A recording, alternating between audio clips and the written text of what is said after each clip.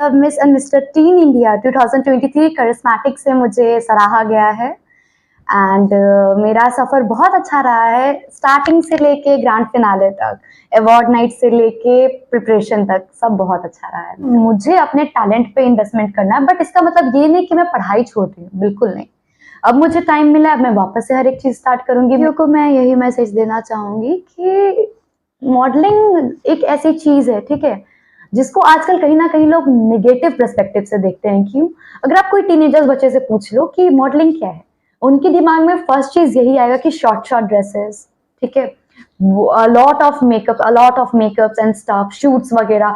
जरूरी नहीं है कि बोल्ड शूट्स हो, जरूरी नहीं कि शॉर्ट ड्रेस हो, है जरूरी क्योंकि वो पार्ट ऑफ लाइफ है, ठीक है। आप हर एक चीज को लो। मैं जैसे यहाँ बैठी हूँ, अभी मैंने पूरा एथनिक वियर करा क्योंकि मुझे ये पसंद है। मैं कहीं जाऊंगी उसके जगह के अकॉर्डिंगली वहां फिर वियर करूंगी, तो कपड़े खराब नहीं होते, कोई फील्ड खराब नहीं होता, आपको अपना सोच चेंज करना है।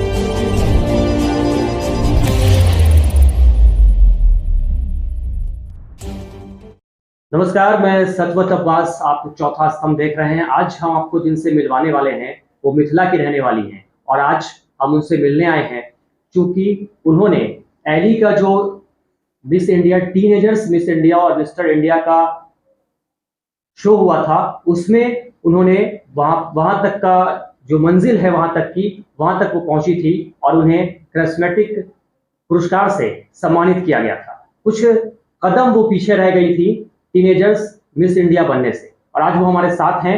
बहुत बहुत स्वागत है आपका अंजलि भाटी। नमस्ते।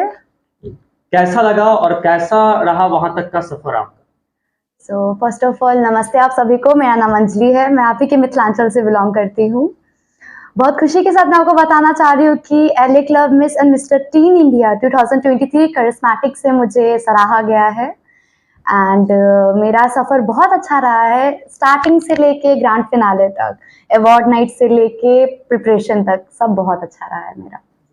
तो कैसे आपने प्रिपरेशन किया, आपकी पढ़ाई कैसे हुई? ये तो आपने पिछले जो हमारा इंटरव्यू हुआ था उसमें हाँ आपने जी। सारे कुछ बताया था कि कैसे कैसे आपने यहाँ तक का सफर तय किया था। हम्म। तो कहाँ लग रहा है कि पूरा जो सिस्टम था उसमें आप वहां तक पहुंची, करिश्मेटिक तक आप पहुंची और मिस इंडिया का जो आपको अवार्ड मिलना था या आपने जिस तरह से उसकी तैयारी की थी, कहाँ उसमें लगा कि कमी हो गई है जिसके कारण आप वहां तक नहीं पहुंच पाई? सबसे फर्स्ट तो जब मैं 10th अगस्त को गई थी, पाम ग्रीन रिजॉर्ट में हमारा प्रिपरेशन थी, ट्रेनिंग थी एक्चुअली। सो ट्रेनिंग बहुत फैबुलस रहा। हमारे रैंप वॉक से लेके, हमारे कॉन्फिडेंस से लेके, हमारे स्पीच तक हर एक चीज़ पे फोकस किया गया है। इवन हम एज अ टीनेजर भी हमने काफ़ी फोकस करा एंड जो हमारे लाइक मेंटर्स थे, Pushkar sir, Mehta sir, Samita ma'am, Swapna ma'am, so इन्होंने बहुत ज़्यादा हेल्प करा हमारा ग्रैंड फिनाले तक पहुंचने में। एंड लाइक 17 ऑफ अगस्त को हमारा अवार्ड नाइट था। सो मुझे ये मिस टीन इंडिया करिश्मेटिक 2023 का अवार्ड दिया गया है एंड 19 अगस्त को मेरा ग्रैंड फिनाले था जिसमें टॉप लाइक 60 गर्ल्स में से टॉप 26 का सिलेक्शन होना था आंसर क्वेश्चन के बेसिस पे। तो काफी अच्छा क्वेश्चन मेरे से पूछा गया था कि टीनेजर्स के मेंटल हेल्थ के लिए उसका प्रिवेंशन कैसे है आज के टाइम पे। तो मैंने बहुत अच्छा आंसर दिया था कि relaxation therapy, meditation, dancing, singing, ये सारे ही एक ऐसे सॉल्यूशन है जिससे टीनेजर्स के हेल्थ पे, उनके मेंटल हेल्थ पे काफी अच्छा असर पड़ता है और वो पढ़ाई में भी साथ साथ और डिफरेंट डिफरेंट फील्ड्स में भी बहुत अच्छा करते हैं। एंड जब मेरा टॉप 7 में सिलेक्शन हुआ तो I was very happy. Exactly सब हैप्पी होते हैं। सबसे फर्स्ट मेरा ही लाइक अनाउंसमेंट हुआ था, कंटेस्टेंट नंबर 82। सो लाइक बहुत खुशी थी मुझे उस टाइम पे। और फिर ग्रैंड फिनाले में क्या लगा, कहाँ पे कमी रह गई, क्यों नहीं हो पाया सिलेक्शन? ग्रैंड फिनाले में आई वुड से कि मैं एक पॉइंट से रह गई, जस्ट इतना लिटिल पॉइंट से मैं रह गई क्योंकि लास्ट में जो क्वेश्चन आंसर्स वाले राउंड थे उसमें मैंने अच्छे से क्वेश्चन सुना नहीं था, तो जो मुझे रिप्लाई करना था वो मैं अच्छे से एक्सप्रेस नहीं कर पाई थी। जस्ट स्मॉल लिटिल आपको कहाँ ले जाता है ना वो आपको पता नहीं चलेगा, अदरवाइज हर एक चीज मैंने बहुत अच्छे से प्रिपेयर करा था। तो ये तो रही कि आपने कैसे वहां तक का सफर तय किया हाँ और जी। कैसे आप वहां तक पहुंची, फिर कैसे चूक हुई। तो कुछ लोग सबसे ज़्यादा ये जानना चाह रहे हैं, खासकर बिहार में, जिसको ये माना जा रहा है कि एजुकेशन के मामले में काफ़ी पिछड़ा हुआ है, लोग जागरूक नहीं है, एजुकेशन को लेकर खासकर जागरूक नहीं है। बहुत सारे लोग इस क्षेत्र में अपने बच्चों को भेजना नहीं चाह रहे हैं। तो उन सब के बावजूद आपके फैमिली मेंबर ने आपका सपोर्ट किया, आपके रिलेटिव्स ने आपका सपोर्ट किया और फिर आप वहाँ तक जब पहुँची और आपको ज़रूरत मिथिला के लोगों की और बिहार के लोगों की थी, तो बढ़-चढ़ कर लोगों ने वोटिंग भी की और जिस तरह से आप चाह रही थी कि लोग आपके लिए वोटिंग करें, वैसा वोटिंग भी यहाँ से हुई और लोग आपके समर्थन में थे। लेकिन दूसरी ओर जब देखा जा रहा है तो बहुत सारे ऐसे परिवार के बच्चे हैं जो इस क्षेत्र में जाना चाह रहे हैं, लेकिन कहीं न कहीं परिवार एक तरफ बाधा पड़ रही है, साथ ही दूसरी तरफ जो बाधा आ रही है कि उनको पता नहीं है कि यहाँ पहुँचा कैसे जाए। तो कैसे ये सारी चीज़ें होती हैं, कैसे बच्चे वहाँ तक पहुँचे? मैं बच्चों के लिए एक बहुत प्यारा सा मैसेज देना चाहूँगी कि देखो, फैमिली सपोर्ट बहुत इम्पोर्टेंट है, राइट? मेरे पापा हैं, अगर उन्होंने आज मेरा सपोर्ट नहीं किया होता, मेरे मम्मी, दादी, तो शायद आज मैं यहाँ पे उस प्लेटफ़ॉर्म पे होती नहीं, ठीक है? रहा बात आपका एजुकेशन का, तो एजुकेशन बहुत इम्पोर्टेंट है। कहीं न कहीं मैंने अच्छे से पढ़ा, शायद इसीलिए मैंने वहाँ पे अच्छे से क्वेश्चन आंसर करा। मतलब एजुकेशन का हर एक फील्ड में बहुत इम्पोर्टेंस है, बट दैट डज़न्ट मीन कि आप एक ही चीज़ में अटक जाए। अगर आप पढ़ रहे हो तो उसमें क्रिएटिविटी लाओ, बी प्रैक्टिकल, क्योंकि हर एक फील्ड बहुत इंपॉर्टेंट है। Whether it is modelling, whether it is beauty pageant, जिसमें मैं गई थी, LA club miss and mister tin India, वो काइंड ऑफ ब्यूटी पैजेंट है जिसमें आपका प्रेजेंस ऑफ माइंड, आपका कॉन्फिडेंस, आपका हर एक चीज देखा जाता है। तो इससे आपका ओवरऑल मैं बता रही हूँ कि ओवरऑल आपका स्टैंडर्ड बढ़ता है, आपकी वैल्यूज बढ़ती है, आप लोगों को समझते हैं, सीखते हैं, क्योंकि ऑल ओवर इंडिया से बच्चे आए होते हैं। तो मैं यही बोलना चाहूंगी कि कोई भी फील्ड बुरा नहीं होता, टैलेंट है, टैलेंट को शो करो और टैलेंट पे इन्वेस्ट करना स्टार्ट कर दो, तो आप पक्का सक्सेसफुल होगे।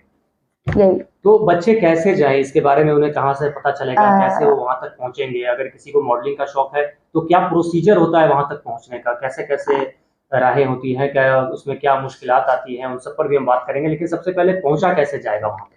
पहुंचा कैसे जाए, मैं तो सबसे इजीएस्ट वे ऑनलाइन वे मानती हूँ, क्योंकि कुछ ऐसे गूगल पे भी हैं एजेंसीज, मॉडलिंग एजेंसीज, पैजेंट की ट्रेनिंग वाली एजेंसी, लेकिन कई बार टीनेजर्स भटक जाते हैं, उनको जहां नहीं जाना होता है वो वहां गलती से पहुंच जाते हैं, क्योंकि लैक ऑफ नॉलेज।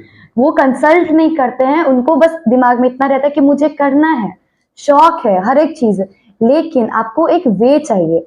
मैं पहुंची, मैंने इंस्टाग्राम पे एक पॉपअप देखा था टीन इंडिया का, तो मुझे ये लगा कि ये 25 ईयर से चल रहा है, लिम्का बुक ऑफ रिकॉर्ड्स में है, तो ये कहीं ना कहीं मेरे लिए बहुत अच्छा प्लेटफॉर्म है, क्योंकि इतना ओल्ड है, इसका प्रतिष्ठा है, इसके अंदर हमारा एलए टीम है जो हमें हर एक एक जगह पे काफी प्रोटेक्ट करता है, सिखाता है। तो मैं बस यही बोलना चाहूंगी कि हमेशा अपने मॉम डैड से कंसल्ट करें, कोई भी प्लेटफॉर्म चूज करे तो अपने कलीग से भी चूज करे, अपने टीचर्स को भी बताए कि वो आपको सही गाइड कर सके। तो आप जब यहाँ तक पहुँची तो कैसे पहुँची, ये भी आपने बताया कि आपने वहाँ तक देखा, वहाँ पे एक पॉपअप आपको मिला और उसके ज़रिए आप वहाँ तक हाँ पहुँच पाई। जी। तो इसमें क्या कैसे-कैसे होता है? कहाँ-कहाँ लोग इसमें सबसे पहले एनरोल करेंगे? फिर उसके बाद का प्रोसीजर क्या होता है? और ग्रैंड फिनाले तक आप पहुँची हैं, वहाँ तक पहुँचने के लिए क्या-क्या प्रोसीजर होते हैं? कैसे-कैसे उसको पार करके वहाँ तक जाना होता है? ओके, सो स्टार्टिंग तो मैं करूंगी कि हमारा रजिस्ट्रेशन फॉर्म निकलता है हर साल, एंड इसका एज क्राइटेरिया है 13 टू 19, एंड पॉपअप सबसे ज्यादा इसका अपडेट्स आपको इंस्टाग्राम पे मिल जाएगा, टीन इंडिया के पेज पे।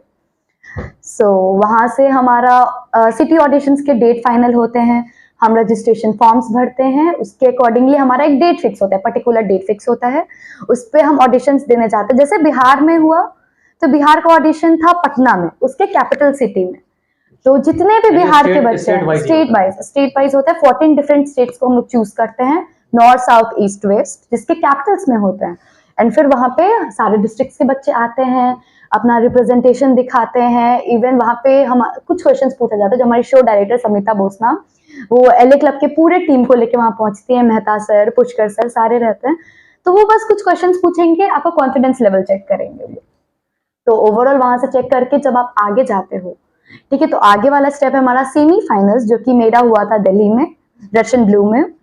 वहां पे मेरी जज थी हमारे जो मिस इंडिया को रिप्रेजेंट करा था झारखंड से, स्टेफी पटेल मैम थी, रोहित राघव सर थे हमारे, and as I said Swapna ma'am थी।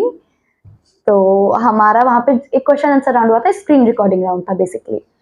सो वहां पे भी हमसे जस्ट नॉर्मल क्वेश्चन पूछा गया, मेरे से ये क्वेश्चन पूछा गया था, what is success to you. आपको इसको 15 सेकंड के अंदर अंदर डिफाइन करना है और आपको अपने स्टेट को रिप्रेजेंट करना है। ये चीज था, तो वो चीज भी मेरा अच्छा रहा काफी। ऑल ओवर 1000 से ऊपर बच्चे थे वहाँ, ऑल ओवर इंडिया से। तो मुझे बहुत खुशी हुई कि मैं बिहार से, इस दरभंगा से मैंने बस सेलेक्ट करा है, मैं बस सेलेक्ट हुई हूँ। तो इस चीज से मैं काफी खुश थी कि मैंने चलो कुछ किया उन बच्चों के बीच में। कंपटीशन हर एक फील्ड में है, नो डाउट, लेकिन जब आप उस चीज को पार करके आगे जाते हो ना, तो आपको अलग कॉन्फिडेंस आता है, अलग मोटिवेशन आता है, तो वो चीज आपको और बेटर बनाता है। उसके बाद जब मेरा नेम आया कि आप ग्रैंड फिनाले के लिए सिलेक्ट हो चुके हो, मैंने अपने पापा को बताया। पापा काफी खुश, घर में ओवरऑल सब बहुत खुश थे। तो फिर मैंने अपना बैक पैक करना स्टार्ट कर दिया। 10 अगस्त को मेरा ग्रैंड वेलकम था पाम ग्रीन रिजॉर्ट में। मैं वहां पहुंची, बहुत एथनिक तरीके से हमारा वेलकम हुआ, चंदन टीका, एक बहुत ब्यूटीफुल सा शॉल मिला था हमको। तो उन सब चीजों को लेके शूट्स हुए हमारे। उसके बाद से हमारे ट्रेनिंग सेशन स्टार्ट हो गए। ओवरऑल मेरे अकॉर्डिंग तो हर एक चीज परफेक्ट था वहां पे, whether it is food, whether it is your preparation, क्योंकि सारे मेंटर्स वाज फैबुलस। हमारी एमटीवी सुपर मॉडल्स की स्वप्ना मैम प्रेजेंट थी, दिया मैम जो अभी मॉडलिंग कर रही है वो प्रेजेंट थी, 2019 की आई गेस वो मिस टीम इंडिया थी। श्री मैम थी जो अभी बंगाल में सीरीज में अभी वर्क कर रही हैं। सो हमारे मेंटर्स फैबुलस थे वहाँ। एंड एज आई सेड कि मेहता सर, पुष्कर सर, तो वो हर एक चीज में रहते थे, मैनेजमेंट टीम वाज फैबुलस। सो या ऐसे मेरी ट्रेनिंग स्टार्ट हुई। उसके बाद फिर आप वहां तक पहुंची और ग्रैंड फिनाले हुआ। ग्रैंड फिनाले हुआ। तो कहीं ना कहीं एक छोटा सा मिस्टेक जो क्वेश्चन सुनने में आपको ही, जिसके कारण आप वहां तक नहीं पहुंच पाई। हाँ। तो अभी आप पढ़ाई कर रही हैं, क्या कर रही हैं अभी आप? मैं एक्चुअली लिटरली आप सबको बताना चाह रही हूँ, मैं अपने फर्स्ट ईयर ग्रेजुएशन का पॉलिटिकल साइंस मेजर कर रही हूँ, एग्जाम छोड़ के गई थी वहां। क्यों छोड़ के गई थी इसका भी ये रीजन है, क्योंकि मैंने सोच लिया था मुझे अपने टैलेंट पे इन्वेस्टमेंट करना है। बट इसका मतलब ये नहीं कि मैं पढ़ाई छोड़ रही हूँ, बिल्कुल नहीं। अब मुझे टाइम मिला, अब मैं वापस से हर एक चीज स्टार्ट करूंगी। मेरे फेवरेट सब्जेक्ट्स है मेरे पास, पॉलिटिकल साइंस, ह्यूमैनिटीज मेरे लिए हमेशा से ही अच्छा रहा है। 11th-12th मैंने कन्या गुरुकुल कुरुक्षेत्र से करा है, जहां मेरे पास ह्यूमैनिटीज थी, एंड वहां से मैंने इतना कुछ सीखा है आर्ट्स सब्जेक्ट को लेके, जो आजकल बिहार में बहुत ज्यादा लो माना जाता है। सब बोलते हैं कि नॉर्मल सब्जेक्ट है, कोई भी पढ़ लेगा, लेकिन ऐसा कुछ नहीं है। हर एक सब्जेक्ट बहुत इंपॉर्टेंट होता है, हर एक नॉलेज बहुत इंपॉर्टेंट होता है, और जहां आप रहते हो ना, उसका नॉलेज सबसे पहले। तो मेरे अकॉर्डिंगली यही मेरा perspective and perceptual point of view है। क्या फिर से वापस जाना है और इस तरह का कोई फिनाले फिर से होता है तो आप क्या उस पे फिर से वापस? हाँ जी बिल्कुल, मैं भी और आगे ब्यूटी पैजेंट के लिए तैयारी करूंगी। अभी मुझे वहां से जितना ट्रेनिंग मिला है उस चीज को मैं कंटिन्यू रखूंगी। ऐसा कुछ भी नहीं कि मैं स्टॉप कर दी, बस मजे मजे के लिए गई थी, ऐसा कुछ नहीं है। मैं इस फील्ड में और बेस्ट करना चाहती हूँ। हो सके तो मैं मिस डीवा, मिस फेमना के बारे में और जानकारी ले रही हूँ, जो मैं अपने बिहार को रिप्रेजेंट कर सकूँ। तो अभी आगे सपना क्या है, गोल क्या है, करना क्या है आगे? क्योंकि दो क्षेत्र में आप अलग अलग तरह से काम कर रही है। एक पॉलिटिकल साइंस लेकर आप आगे ग्रोथ करने का सोच रही, दूसरा आपका मॉडलिंग का। हाँ, तो study is a part of life, जैसा कि हम सब जानते हैं, ठीक है। तो क्योंकि अगर वो मैं कंटिन्यू रखूंगी, तो मेरे लिए ये चीज है कि मैं जितना कुछ अभी सीख रही हूँ, जितना कुछ पढ़ रही हूँ, समझ रही हूँ, बोल रही हूँ, वो सारे कहीं ना कहीं मेरी पढ़ाई के ही कारण है। तो उसको मैं छोड़ नहीं सकती डेफिनेटली। रहा बात मॉडलिंग का, तो मुझे ब्यूटी पैजेंट्स ज्यादा पसंद है। मॉडलिंग में मैं रनवेज ज्यादा पसंद करती हूँ। होप सो मुझे जैसे शोज मिलेंगे मैं वो करना भी पसंद करूंगी, शूट्स करना पसंद करूंगी, कि मेरा ट्रेनिंग के साथ साथ हर एक चीज डेवलप होते रहे। मैं स्टॉपेज बिल्कुल नहीं लगाऊंगी, दोनों चीज को कंटिन्यू करके रखूंगी। तो अभी जिस तरह से महिलाओं को लेकर या लड़कियों को लेकर जो विचारधारा है, समाज के अंदर विचारधाराएं हैं, उस पर आप क्या कहना चाहेंगी और क्या मैसेज देना चाहेंगी, खासकर लड़कियों को? लड़कियों को मैं यही मैसेज देना चाहूंगी कि मॉडलिंग एक ऐसी चीज है, ठीक है, जिसको आजकल कहीं ना कहीं लोग नेगेटिव पर्सपेक्टिव से देखते हैं। क्यों? अगर आप कोई टीनेजर्स बच्चे से पूछ लो कि मॉडलिंग क्या है, उनके दिमाग में फर्स्ट चीज यही आएगा कि शॉर्ट शॉर्ट ड्रेसेस, ठीक है, lot of makeups and stuff, shoots वगैरह। जरूरी नहीं है कि बोल्ड शूट्स हो, जरूरी नहीं कि शॉर्ट ड्रेस हो, है जरूरी, क्योंकि वो पार्ट ऑफ लाइफ है, ठीक है। आप हर एक चीज को लो। मैं जैसे यहाँ बैठी हूँ, अभी मैंने पूरा एथनिक वियर करा क्योंकि मुझे ये पसंद है। मैं कहीं जाऊंगी उसके जगह के अकॉर्डिंगली वहां फिर वियर करूंगी, तो कपड़े खराब नहीं होते, कोई फील्ड खराब नहीं होता। आपको अपना सोच चेंज करना है, ठीक है। क्योंकि अगर मैं इंडिया में हूँ, मैं अपने कल्चर को रिप्रेजेंट करूँ, दुबई जाऊंगी तो मैं वैसी रहूंगी, यहाँ हूँ मैं ऐसी हूँ। तो कोई भी चीज बुरा नहीं होता है, बस अपने आप को मेंटेन करो। कुछ अपने वैल्यूज हैं, कुछ अपने काइंड ऑफ संस्कार हैं जो कि लेके चलो और आगे बढ़ते रहो। मैं टीनेजर्स को, मेरे एज के बच्चों को तो मैं यही बोलना चाहूंगी।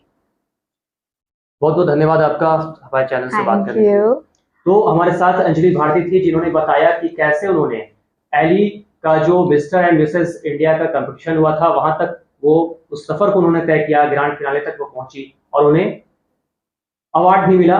और कुछ कहिए कि एक पॉइंट बराबर जो मिस्टेक थी जिसके वजह से वो मिस इंडिया का खिताब उन्हें नहीं मिल पाया, उसका थोड़ा सा मलाल उनको है, लेकिन कॉन्फिडेंस उनका काफी बढ़ा है। वहां तक पहुंचने के बाद से उनके अंदर एक नई जिज्ञासा जागी है और नया कुछ कर देने का, उनके अंदर एक नया कुछ करने की हिम्मत भी लौटी है।